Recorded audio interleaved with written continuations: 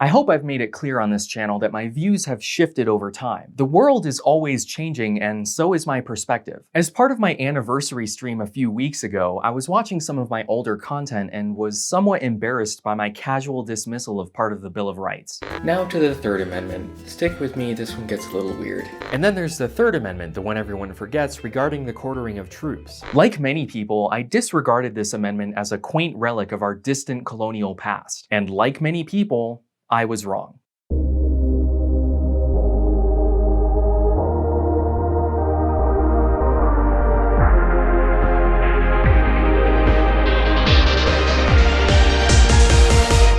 This video is brought to you by CuriosityStream and Nebula.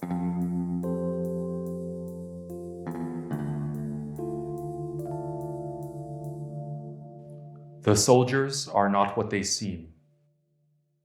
Much like my understanding of that show, my understanding of the Third Amendment has taken some strange turns as well. Since this amendment is often forgotten, it's worth reminding everyone of what it actually says. No soldier shall, in time of peace, be quartered in any house, without the consent of the owner, nor in time of war, but in a manner to be prescribed by law. This is the Third Amendment. It comes before unreasonable search and seizure and protection from cruel and unusual punishment, so it's safe to assume that this was pretty important to colonial Americans, but why? The common answer is that in the years after the French and Indian War, British soldiers were quartered in people's homes. It's even one of the complaints in the Declaration of Independence. But there's actually very little evidence that that ever happened, certainly not on any large scale. The Quartering Acts allowed British troops to be housed in taverns, inns, alehouses, and even stables, anywhere potential revolutionaries might want to gather. So it's somewhat easy to understand why a bunch of rebellious Americans would think this is important enough to include as one of the 10 Bill of Rights, but how is this at all relevant to present day? I'll answer that question with another question. What did the police look like when the Founding Fathers wrote the Constitution? I'll give you a second to think about that.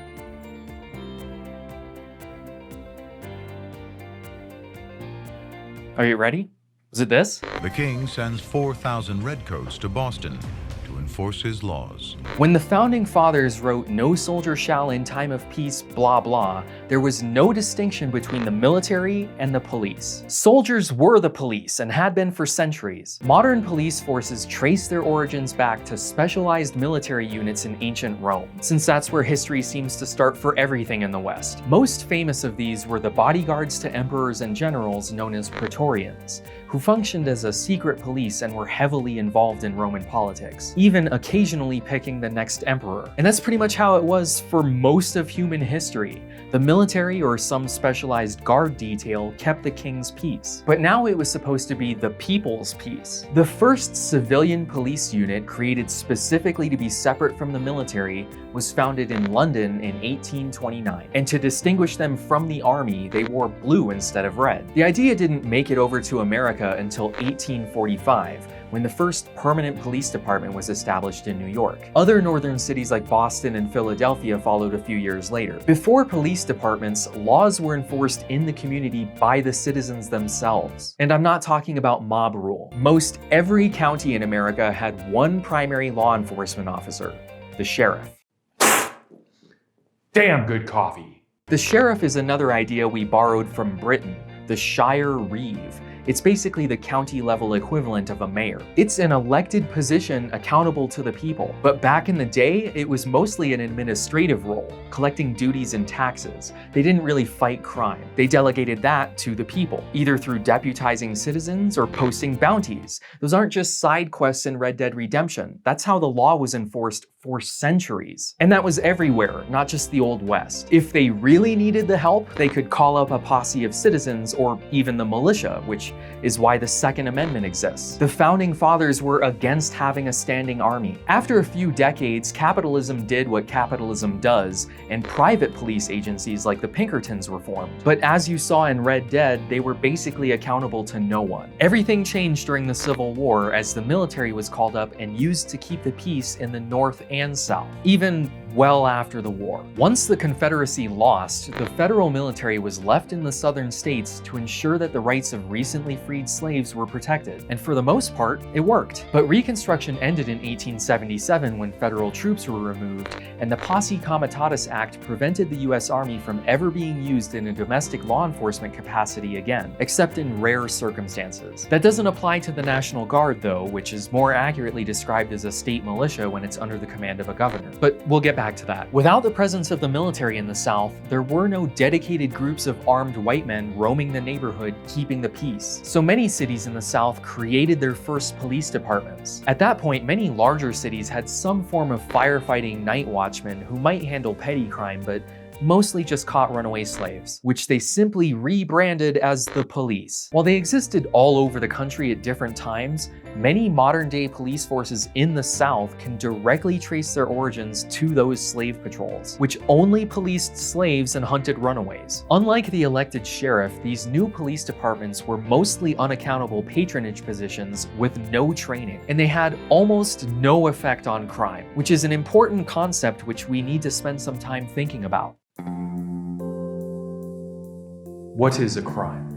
If I were to ask you to list everything you would consider to be a crime, there would probably be some obvious ones like murder and theft. But most everything else wasn't a crime 100 years ago. In 1920, the United States federal government decided that the production, transportation, and sale of alcohol was now against the law. Something that was legal in 1919 was now a crime. This was when the vague cultural concept of crime was formed, because people still wanted to do that thing that was totally fine a year ago. They're not murderers or thieves, they're just criminals. If you're at all familiar with history, this is the part where I tell you that capitalism did what capitalism does, and a black market arose to supply that demand. People still wanted to drink. This took the form of moonshiners in the woods and the mafia and organized crime in the cities. Making something illegal created criminals. Most things that we consider to be crimes are only crimes because we arbitrarily decided to make them illegal.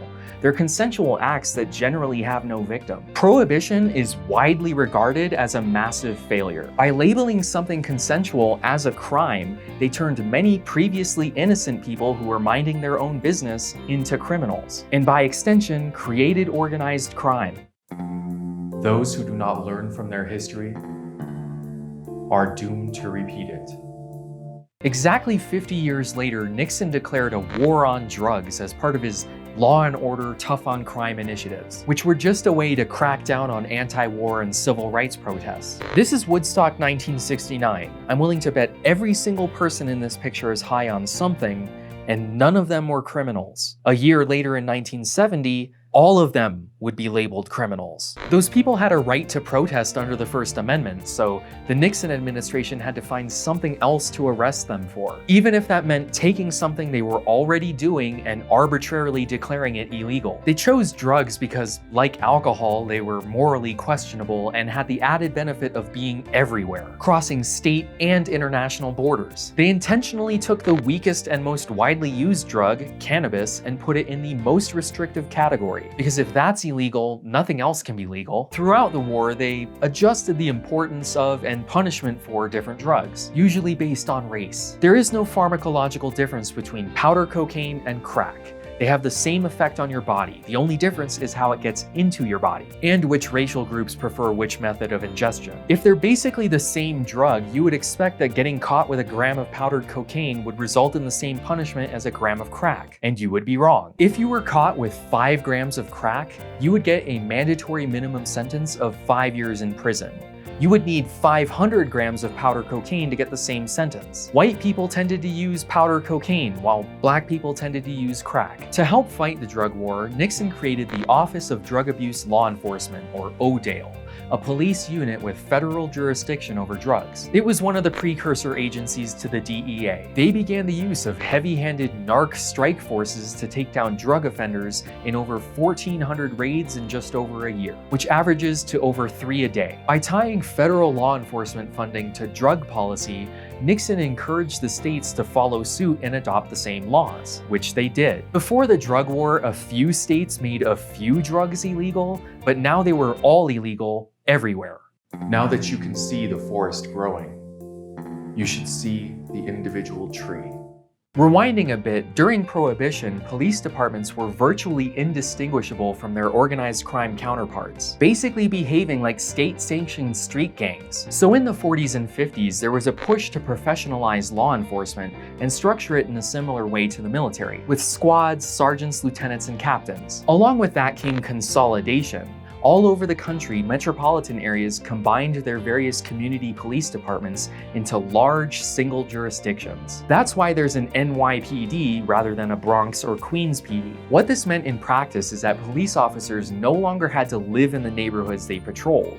They could live in Brooklyn while working in Manhattan. They no longer had a stake in the community. In 1965, a traffic stop in the Watts neighborhood of Los Angeles escalated to a physical altercation, and then a full-blown riot. It lasted for 6 days and only stopped when 14,000 California National Guard troops were sent in, which is how things had been done for decades. The police would handle small-scale crime, and if things escalated out of their control, they would call for the state militia's help, with varying degrees of success. But after the Watts riots, a commander in the LAPD named Daryl Gates thought that the police should have a special unit that handled civil unrest. He called it the Special Weapons Attack Team. His superiors told him that the civilian police shouldn't have something called an attack team and made him change it. Special Weapons and Tactics, more commonly known as SWAT teams. He had them train alongside the Marines using Hollywood sets instead of real-world buildings. They earned the nickname the Shake, Rattle, and Roll Boys. In 1984, in preparation for the Olympics, he bought 2 armored personnel carriers for his SWAT team, which he was only allowed to keep after painting them blue and labeling them as rescue vehicles. A tactic still used to this day, but we'll get to that. In 1991, a traffic stop in the San Fernando Valley neighborhood of Los Angeles escalated to a physical altercation, which was caught on tape. The video showed 5 LAPD officers violently kicking and beating Rodney King well after he had been subdued. But at trial, they were acquitted, which resulted in full-blown riots in 1992. The looting and destruction lasted 5 days and earned then Police Chief Daryl Gates the 1992 Ig Nobel Peace Prize for his uniquely compelling methods of bringing people together. How did his SWAT team perform in their first real test? Miserably. The riots only ended after 10,000 California National Guard troops, 2,500 US Army troops, and 1,000 Marines took control of the city. A militarized police unit that still needed help from the military. But SWAT had a second purpose. During the 60s, the country seemed to be plagued with rogue snipers and armed bank robberies. They wanted a heavily armed unit for those emergencies. In 1997, the largest gun battle in American police history took place, the North Hollywood Shootout, a bank robbery turned hostage situation which has been dramatized in movies and TV shows multiple times. The robbers wore full body armor, so police weapons, including rifles, were completely ineffective. 2,000 bullets were fired over the course of 44 minutes. It only ended after one robber shot himself and the other surrendered and eventually died of his wounds. LAPD SWAT was on site and didn't do anything that the regular police didn't do. One SWAT officer double-tapped a robber in the chest with his AR-15 and he barely even flinched. Most every fictional depiction of this event rewrites history and shows SWAT saving the day. This is an example of copaganda, which has wildly distorted police effectiveness in the public consciousness. 2 years later, the worst school shooting in American history took place at Columbine High School in Colorado. And as a result, the number of SWAT teams in America grew exponentially. Every police department in America needed one just in case that happened at their school. But there were at least 6 SWAT teams at Columbine. 2 students entered the school and started shooting at 11:19 a.m. The first cop arrived 5 minutes later, and the first SWAT team 12 minutes after that. At 2:15 in the afternoon, students taking shelter in one of the classrooms put up a sign signaling that their teacher had been injured and needed help. SWAT finally got to them at 2:40 p.m. The teacher had already died. It took them so long to reach the injured because it was too dangerous to risk officer safety. Yeah, that's your job though. If you want the prestige and respect of being a hero, kicking in doors and saving lives, then you better do that when the time comes. Otherwise, you're just dressing up and playing army. I was in the army, and while I didn't experience the situation on the ground as it happened, I can assure you that it would never take 6 military squads 3 hours to clear a high school, especially when you consider the fact that the shooters killed themselves at 12:08 p.m., meaning that for the last 2.5 hours, there was no active threat. The quickest way to stop a bad guy with a gun? is to wait for that bad guy to stop themselves. More often than not, school shootings end when the school shooter decides to end it. Even when there's a police officer on campus, they just run and hide like everyone else, as was the case in Parkland in 2018. When Daryl Gates first came up with the idea for SWAT, their primary purpose was to deal with civil unrest and active shooter situations. Have they ever succeeded in that mission? Probably, but the high-profile examples that the police used to justify their proliferation during the 90s are not valid examples. If anything, they show SWAT's ineffectiveness. Despite that, most people, including myself, can't shake the feeling that the police should have some sort of armed emergency response team. And nowadays, almost all of them do. Looking at small towns in America, 25% of them had a SWAT team in 1984, 52% in 1990, and 80% of them by 2005. Of cities with over 50,000 people, 90% of them have one. Even federal agencies like the Department of Education, the FDA, and NASA have a SWAT team. What are they being used for? This surge was mostly justified to the public by citing the Rodney King riots, the North Hollywood shootout, and Columbine. But only 7% of their deployments are for situations like that. Most of the time, SWAT teams are used for drug enforcement. As a funny coincidence, Daryl Gates is also the mind behind DARE. Just say no. Active shooter situations fall under state jurisdiction, so if a police department wanted federal funding, they had to do it under the guise of federal drug enforcement, regardless of the reasons they gave the public. If you went to Congress asking for money to start a SWAT team for a possible emergency, they would give it to you on the condition that you also participate in the war on drugs. The problem is that there just aren't that many fortified drug labs in the US. Of the 50,000 plus SWAT deployments in the US each year, 80% of them are to execute search warrants, mostly on low-level drug offenders. Up until this point, the United States followed the castle doctrine, another idea borrowed from Britain. Your home is your castle, and the government can't come in without permission. If they wanted to come in, first they had to knock, identify themselves, announce their purpose, and then wait for the owner to open the door. This is the Fourth Amendment at work. It also protects the police. If they don't announce who they are, what's to stop the homeowner from assuming they're a trespasser? The whole point is to avoid violence. But if the government is fighting a war on drugs and you're a drug dealer, what's the first thing you're gonna do after the police knock and announce?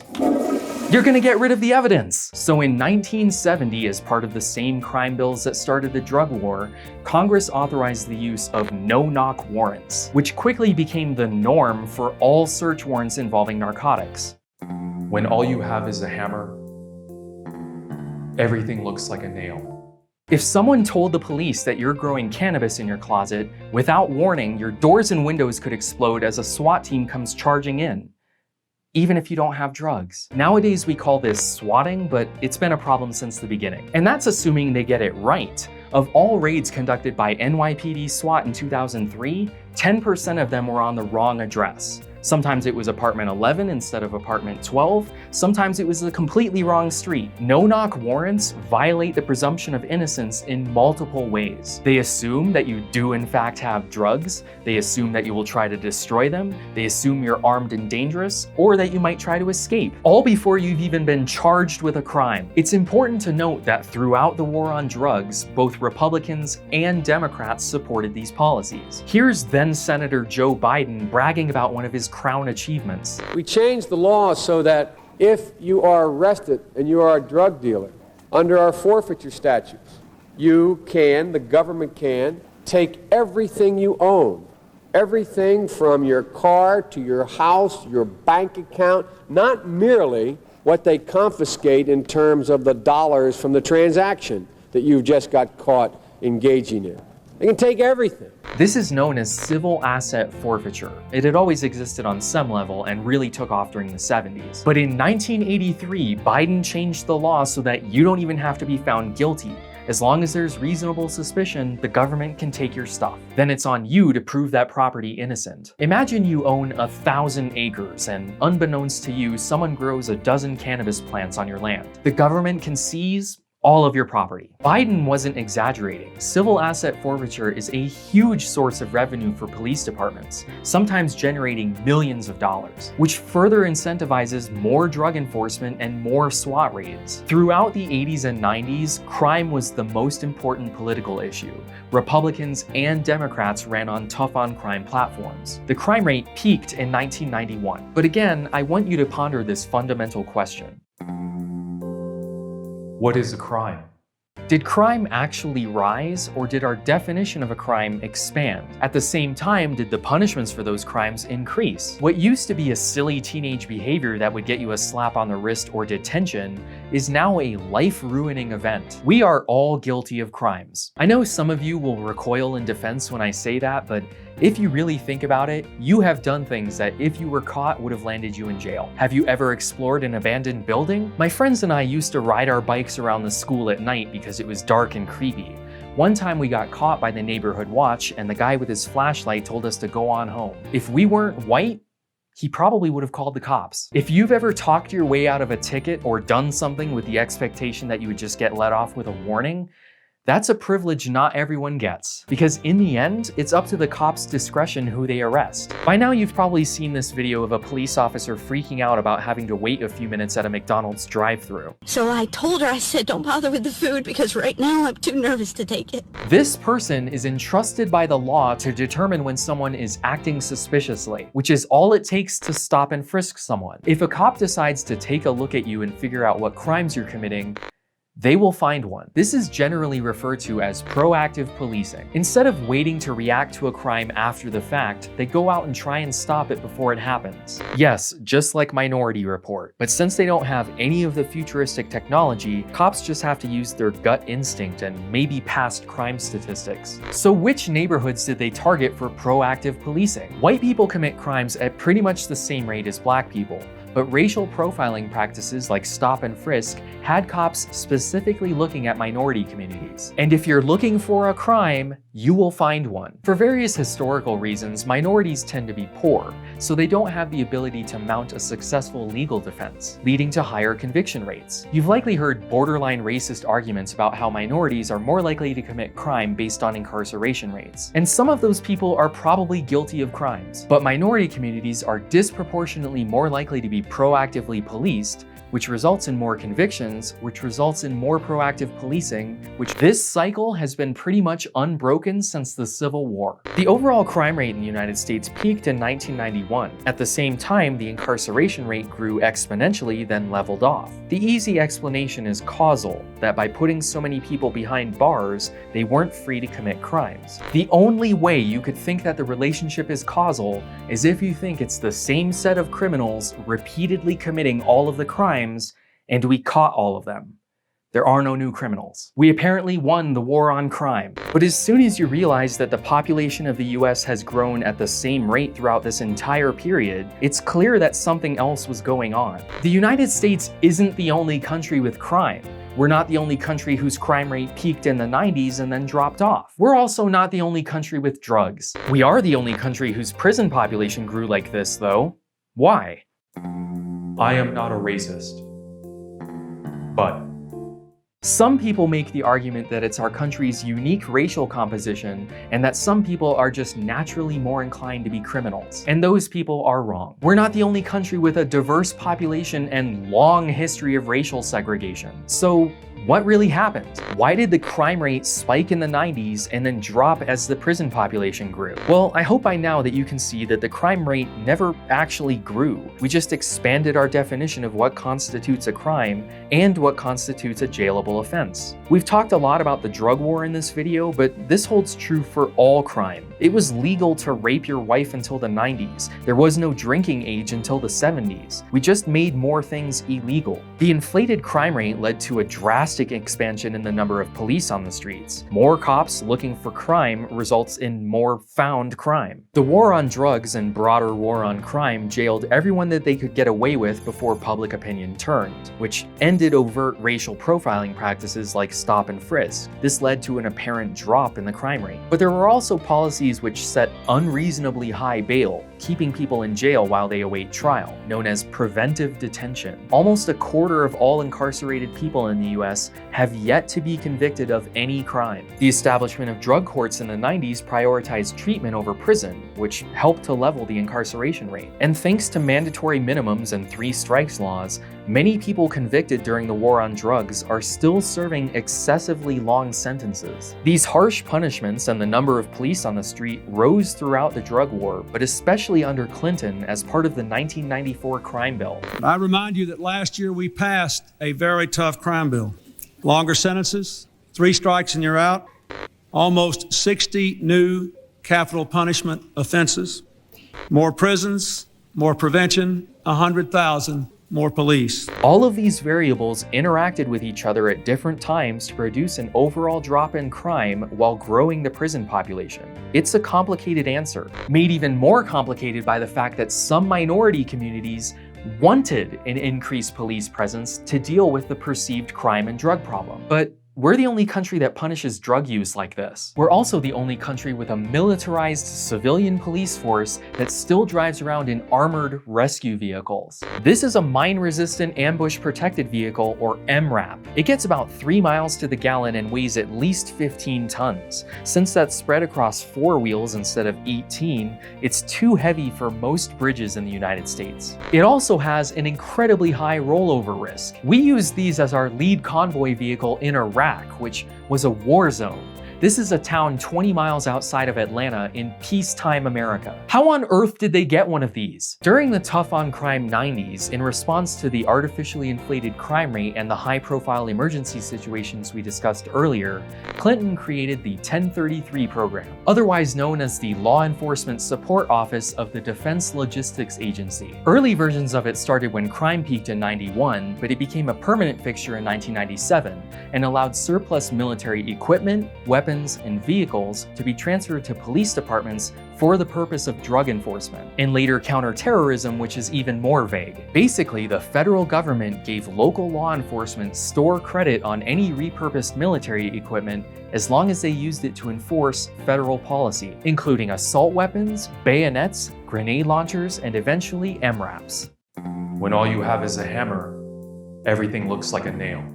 With everything we've discussed, the increase in police presence, the shift and expansion of policy, and the addition of military equipment, is anyone really surprised at the current state of things? And now we all have cameras, so there's no denying it. The police have been approaching every situation as if they're in a war zone, because that's what they're trained to do. I'm not gonna get into police training because Some More News made a video diving into that aspect specifically. I recommend checking it out, especially if you're a veteran like me. I'm not gonna show any of the numerous videos of police violence here, but as a veteran, I am horrified by what I'm seeing. A few days ago, I was reading a Reddit thread talking about recent events, and a discussion between veterans really stuck with me. It suggests to me that police officers too often want the power and prestige of military members without any of the requisite training or responsibilities. If I, as an American convoy security gunner in Iraq, were to shoot someone who is running away, even if they were armed and might pose a threat later,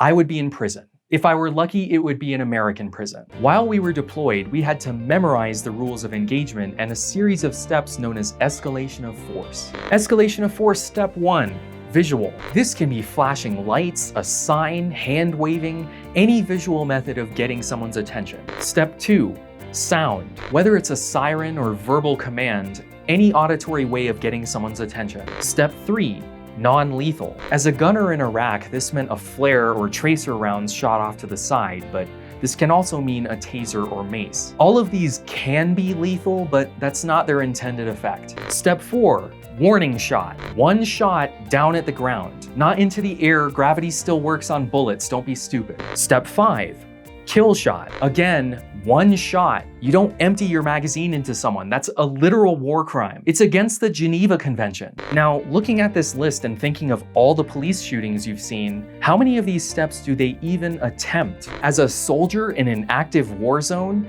if you couldn't demonstrate that you went through this list step by step, you went to jail. Do not pass go. Do not collect $200. Unlike the police, there is no qualified immunity or soldiers union to protect your job if you mess up and kill someone. And no generous severance package either. If you're kicked out of the military, you're done. You have to check that box on every job application for the rest of your life. You even lose your Second Amendment rights. If you want to dress up and play Army and have the same prestige and respect as the military, you apparently need real stakes. The other option is to take all of your new toys away and probably disarm you, which I know is a tough sell. But we are currently asking the police to respond to every situation with a hammer. There is no reason why someone with a gun needs to do a VIN inspection. There's no reason why armed people need to show up at your house to do a wellness check because you haven't shown up to work in a few days. According to a recent New York Times article, police only spend 4% of their time responding to violent crime. And if you ask me, those are the only times they should have a gun. Disarming the police lowers the danger level of literally every interaction, including traffic stops. Other countries have done it, we can too. But if you're still resistant, another option exists, which you've undoubtedly heard in recent weeks. Defund the police. That doesn't mean drop their funding to zero. It just means shift the majority of that funding to some new agency that handles society's non-violent problems. I don't care what you call it, a community response agency. I would much rather have an unarmed community responder handle a mental health crisis or noise complaint.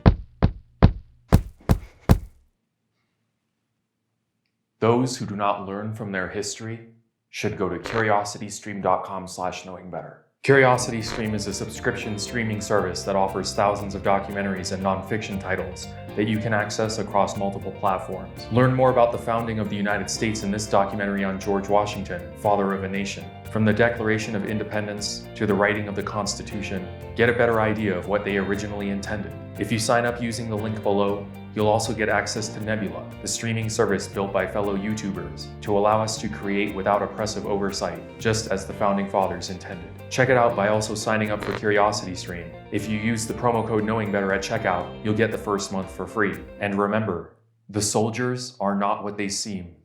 The founding fathers would be horrified if they saw the current state of policing in our country. How do I know that? The Second Amendment created an armed citizenry for the purposes of defense and even citizen policing. That was the original intent. The Third Amendment talks about the housing of troops in people's homes, which may seem like an antiquated line from a bygone era. But the original complaint in the Declaration of Independence looks more relevant to the present day than ever. For quartering large bodies of armed troops among us, for protecting them by a mock trial from punishment for any murders which they should commit on the inhabitants of these states. If the Boston Massacre were to occur today, they would describe it as a police shooting of unarmed protesters. The rest of the Bill of Rights is about the justice system. No unreasonable search and seizure, speedy trials by jury, and no excessive bail. Things that we've also let erode over time. It makes no sense for there to be one random amendment about the quartering of troops right in the middle of this list, unless the concept of the police didn't exist yet. When the framers of the Constitution wrote about soldiers living amongst us, they were trying to prevent a militarized police state, which, look around. The decision to militarize the police and get tough on crime didn't happen all at once. It was incremental. So no single solution will solve this problem. That's compounded by the fact that there are almost 18,000 separate police departments in the United States and no national standards. It's going to take a lot of work to reframe our understanding of crime and the role of the police, but it is possible because now you know better. I'd like to give a shout out to my newest Golden Fork patrons, Akat and Luke. If you'd like to add your name to this list of community responders, head on over to patreon.com/knowingbetter, or for a one-time donation, paypal.me/knowingbetter. Don't forget to detain that subscribe button or the join button if you're feeling especially frisky. Check out the merch at knowingbetter.tv, follow me on Twitter and Facebook, and join us on the subreddit.